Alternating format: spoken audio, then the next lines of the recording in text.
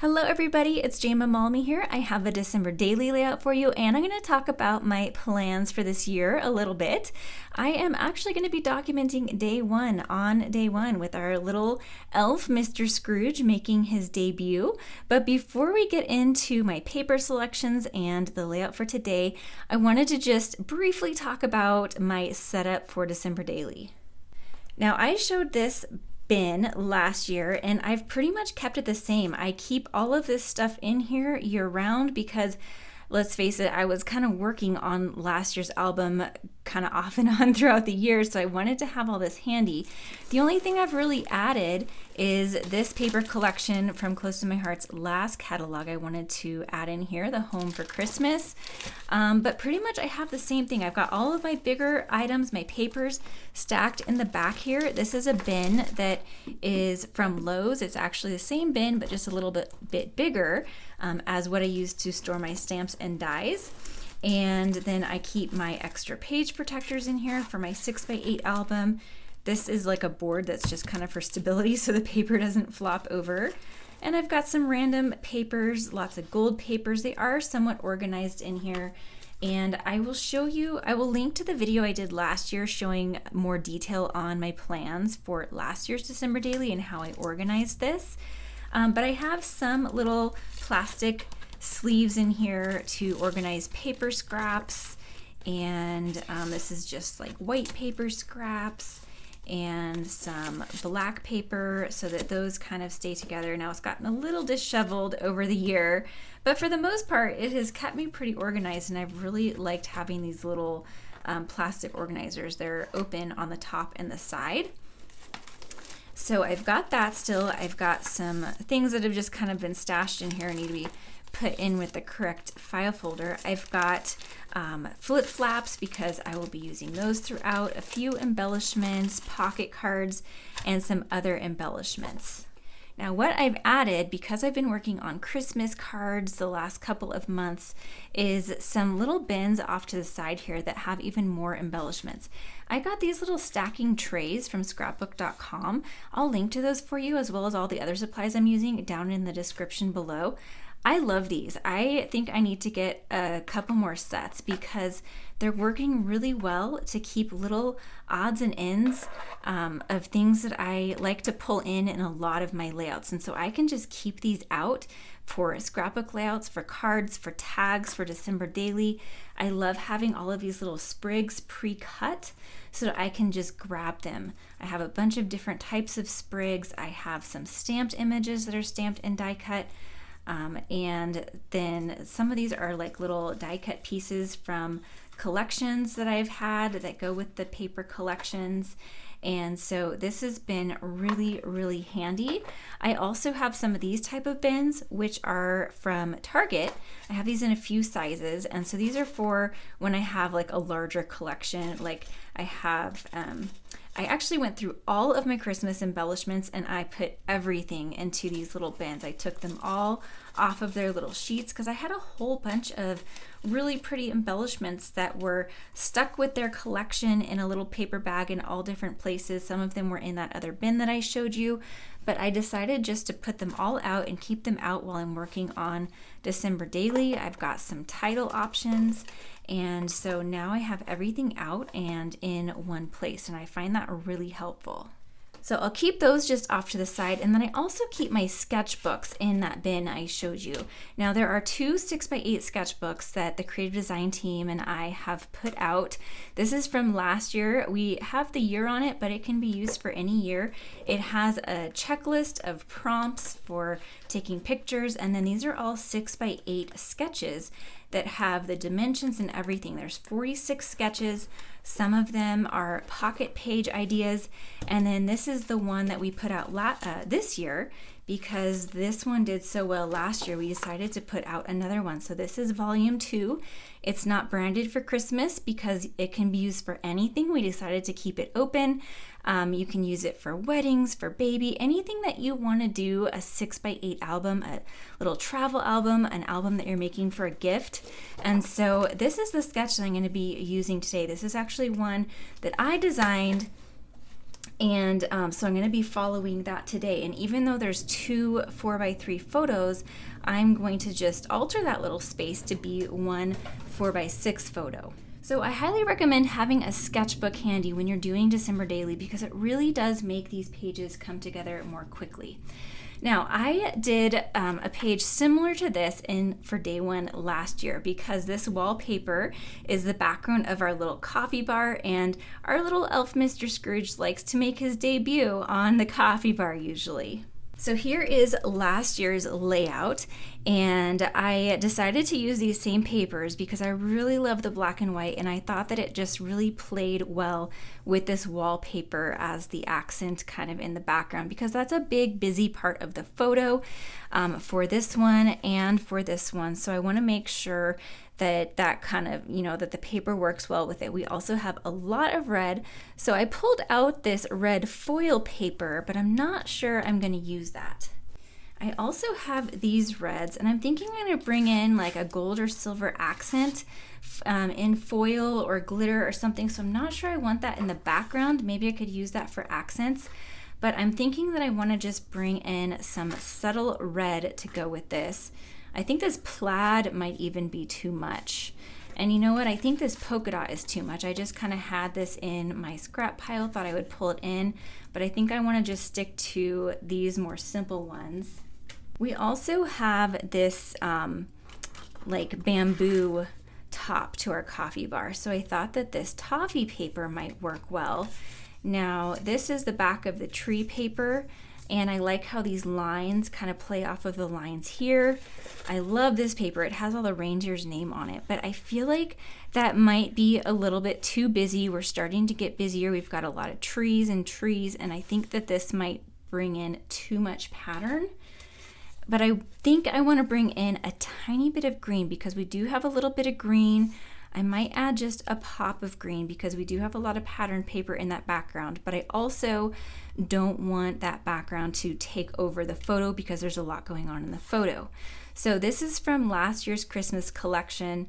I think this might be too busy. There's a lot going on here, and this is a much more subtle pattern, and I think that that might work well. So I'm going to leave these papers out, and the nice thing about that sketch is that we just need some scraps, really. Now, what I'm thinking about using for my numbers this year is this Holly Jolly scrapbooking set. This is from a few years ago, but I've never used it, and I just think it's so fun. It has all of the numbers. Now, last year I used the Moxie alphabet, which I really loved because I stamped them in Versamark, embossed them in gold, and then I could just cut out the number.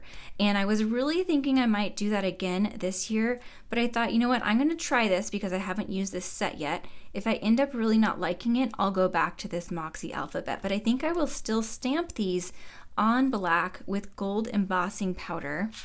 And this stamp set came with these dies, so you can see that on the front here, but they're really big. So there's some stitching detail that's tighter in closer to the numbers, but I didn't want this big of a die on my pages.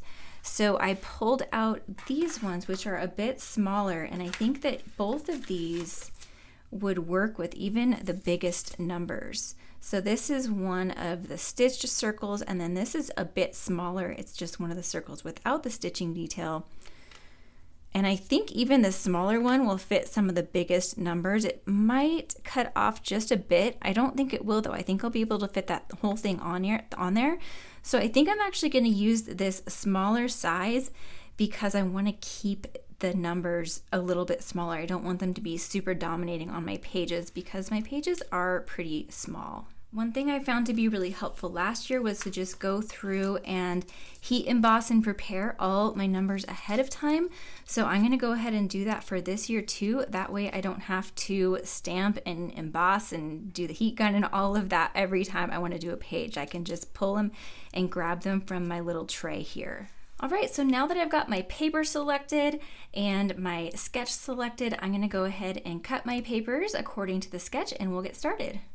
All right, so I totally changed my mind. I actually didn't even end up trying all of those strips because while I was playing off screen, I thought, you know what, it would be kind of cool to mimic the lines in the wallpaper and do kind of a reverse. So it's the black on the white, but there's more black than white, whereas in the photo there's more white than black. And I think that that looks really good.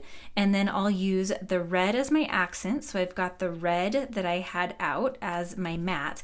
Of course, I'd matted it in white. I almost always do that because I love the way my photos pop off white, and then matted it in the red. Now notice I have a little gap back here, and I'm going to show you how I did this background. I cut the strips according to the sketch, and then a couple of them I didn't have quite enough to make it go all the way across and get the most out of my paper scraps, the scraps I had left.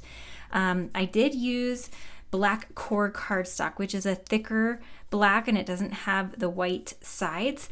And it doesn't matter so much for this background, but I really wanted to use it for the numbers. And the other black doesn't match exactly, so I wanted this to match exactly. So I left some of this blank to get the most out of the scraps that I had. And what I did was I cut this little guide. This is a little bit less than 1/8 of an inch. And I put that in between each piece as I was gluing it down. So I'll show you as I glue this piece down. I'll just put my adhesive on here. And then I've got this little piece lined up. And it's really easy to just butt it up right against there and get the perfect margin in between. And so I'll just do that for this last little piece here and butt that up. And then we have this little tiny corner here, which is okay. So now it's just a matter of going around and trimming off that little overhang right there on each piece. So I'll go ahead and do that off camera. I ended up just using my little guillotine trimmer to trim that up, and that was really easy. Okay, so I wanted to point out these little numbers that I planned on using. Some of them work better than others. I don't really like the look of this one. I think it would be cute just on its own. I don't like it in this circle. So for the one, I decided to just go back to the Moxie alphabet, but I think a lot of these will look really cute in the circle. So the ones that are more of like just the number versus this one that's the number like inside snow. I'm not sure about this one either. I might use the number 6. I think that might look a little bit funny too, but then like some of these I think will look really cute. So I'll probably do a little mixing and matching, but it'll all be cohesive because I'm still doing the gold embossing on black. So this is what I used to emboss: Versamark, and then the gold Tencel embossing, which is from Ranger. It's a mix of embossing powder that melts and glitter. And so just a note, sometimes when you use the heat gun on the top, the glitter blows away and then you'll have little spots that are kind of missing the glitter instead of that melting in with the embossing powder. So I found it helpful to sprinkle it on and then do the heat gun just from the back, and then that way the glitter all melts with the embossing powder and gives a much cleaner look in my opinion. So just wanted to point that out. And then I also found it helpful. So last year I die cut all of the pieces and then stamped and embossed, and it was really hard to hold these little pieces down. I ended up using this to kind of hold the edge and then do the heat embossing.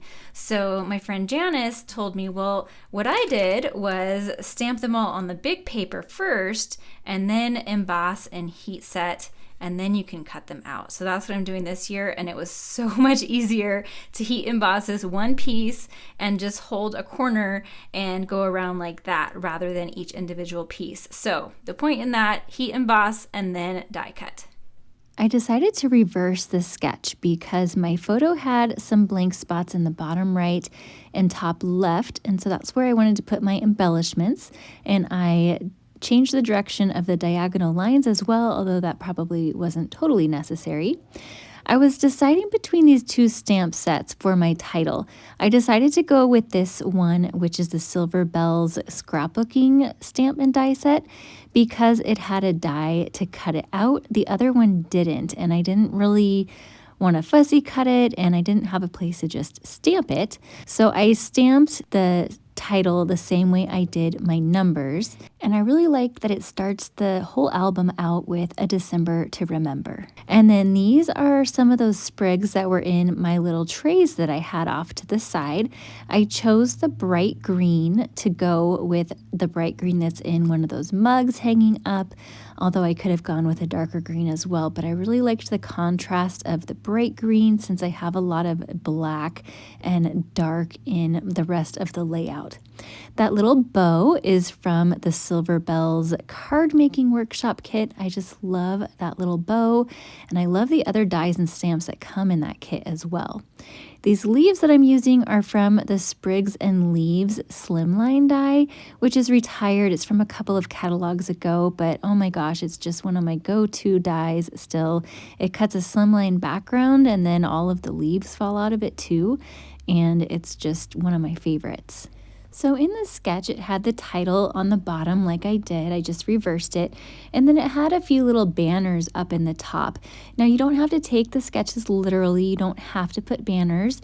I think that it would have been really cute, but I wanted to do these little sprig clusters. I love clusters that have a lot of dimension and layers. And so even though I have this very small space to work with, it worked out well to have all of these little leaf sprigs. For the bow, I was toying between the red foil paper that I showed in the beginning and then also the scarlet glitter paper.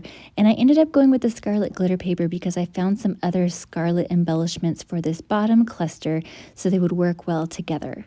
Now at this point, I decided I wanted to have some splatters. So I took a picture and then I took everything away. I wish I would have thought of this earlier, but I really wanted gold splatters to tie in the gold in my number and in my title. So I pulled out these shimmery watercolors. I love these because they show up really well on dark colors. And I mixed a couple of the colors to get the correct color that matches the gold that I have in my embellishments. And then I just took my water brush, mixed it all up to make sure I got the right consistency, and then splattered it around my page and set it aside to dry for a little bit. I then put my layout together exactly how I had it before. I put my title on a little bit of thin 3D foam tape just to give it a little bit of dimension. And then I stuck everything back in. I left just this end part in, these last few pieces, just to show you how I was gluing them in. I used some Barely Art glue, which has a very fine tip. You can use any liquid glue or tape runner if you'd like, probably a dot tape runner, so it's easier to get on those small pieces. But then we are all done. So I will have still shots of this over on Instagram and Facebook. I have those links down below, as well as links to all the supplies that are still available. If you'd like to see more December daily ideas from last year, check out this playlist on screen now. And thanks for watching. Have a great day.